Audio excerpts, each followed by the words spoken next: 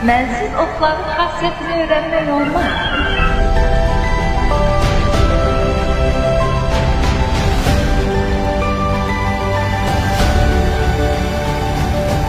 Bu ölkə Nizamilər, Füzulilər, Nəsimilər ölkəsidir.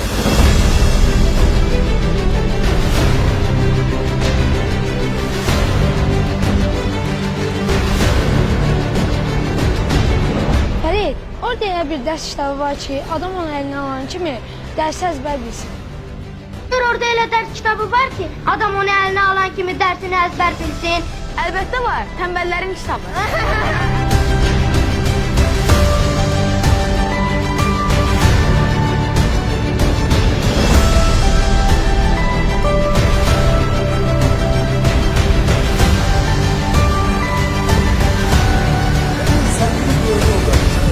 Siz olan hansı?